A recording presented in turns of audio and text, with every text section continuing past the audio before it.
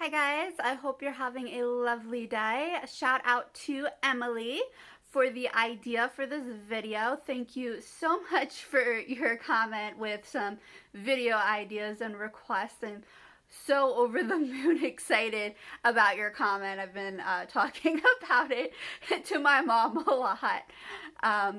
So I was just so excited to get video ideas, honestly, like from a subscriber, because I like to know like what people want to hear. So I'm going to leave the link to her channel in the description so that you guys can check out her videos as well. Today I'm just going to be talking about the treatment options for ulcerative colitis and Crohn's disease, IBD, Inflammatory Bowel Disease, but I'm going to focus on the ulcerative colitis portion mainly because that's the disease that I have, or that's what I'm currently diagnosed with. I do question if it is truly colitis or is it truly Crohn's, but I don't think we'll have the answer to that till I'm much older. At least that's what I'm told.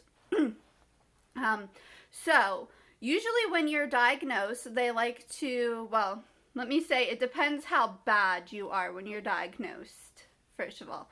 So usually when somebody's diagnosed, though, they are put on prednisone, which is a steroid, and non-steroidal anti-inflammatories such as benzalkazine disodium or mesalamine.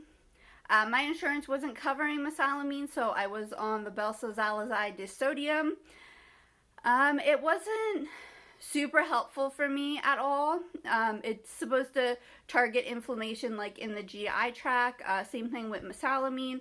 I found mesalamine, like the pills, a little bit more helpful. Not like super helpful though. And then for me personally, I also was on mesalamine enemas. But like I was saying, for somebody who's just diagnosed, those are like the first two things that you're usually put on. And then it depends what severity if you're adding an immunosuppressant, such as like methotrexate. I know methotrexate is like kind of debatable with IBD. Like some people do really well, other people don't. It's like that though with most medicines, to be honest. Oh my gosh, I just had another name.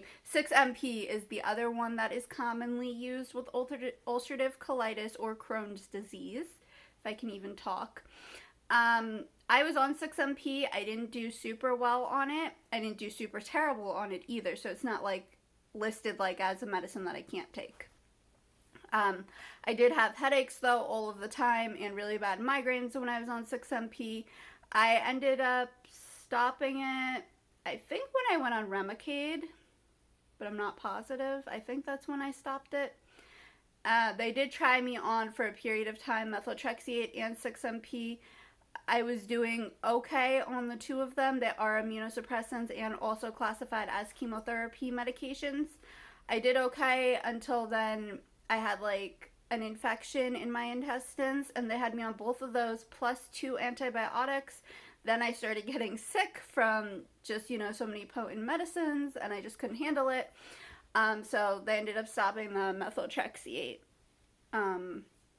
Even though it really should have just been paused, to be honest. But nobody listens to me.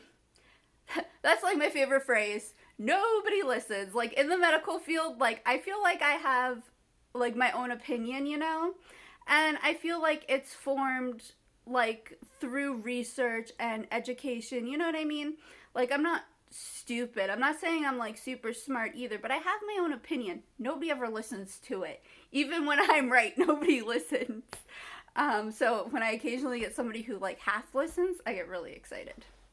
It's my little rant about that. Let me let Abigail in because she was on the porch. I was going to stop it, but we'll just let her in. Right? Come on. She was, I don't know, she heard something and she's like, I gotta go see. So I was like, all right, sounds good. Why not?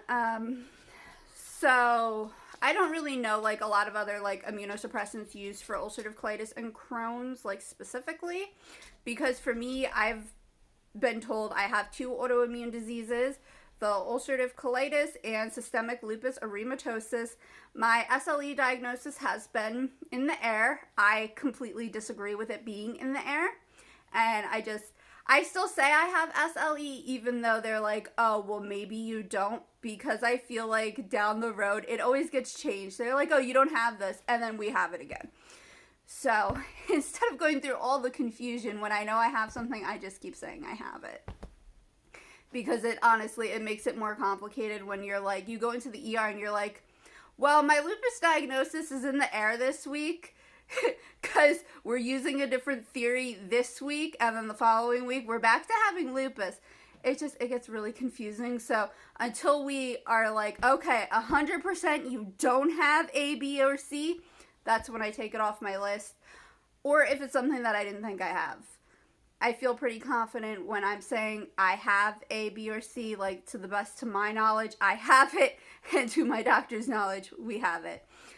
They're just saying because I have colitis, that maybe my colitis is just so severe that it caused symptoms that looked like lupus in the beginning. That is the current theory, which I don't necessarily fully agree with. So that's a whole different debate, though, that we can go off on a tangent with, which we're going to try not to do. But so with that, though, like, I know about medicines that target both, like, your lupus and your colitis stuff, so that's what I have more knowledge, like, off the top of my head in. But like I was saying before, I did have to do mesalamine enemas. That was the only way we were able to get mesalamine for me due to insurance problems at the time. I thought I heard something. I thought I heard a phone, but I'm recording on my phone. So, a little bit strange. Those were not pleasant to do at all. Oh my gosh.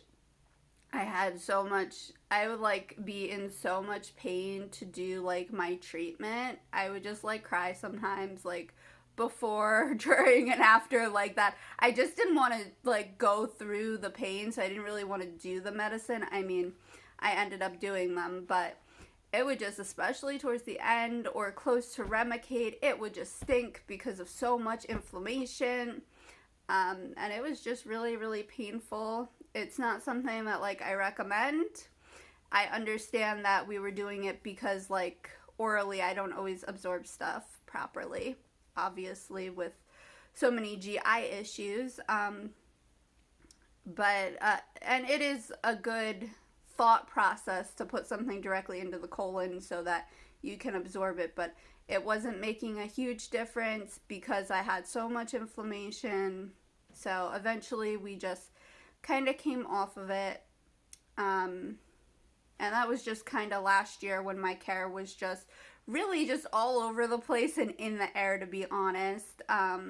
With people not wanting to touch me and then like not sure what to do and all the stuff. It was just such a mess.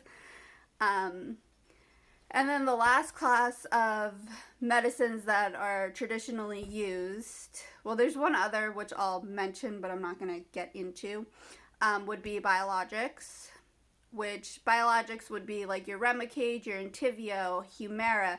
Biologics are stuff that sometimes you hear about on TV. Xeljanz is a biologic too. I'm on Remicade. Biologics are immensely helpful, especially if you failed like so many treatments. You need to fail a lot of treatments to get onto a biologic, which sucks.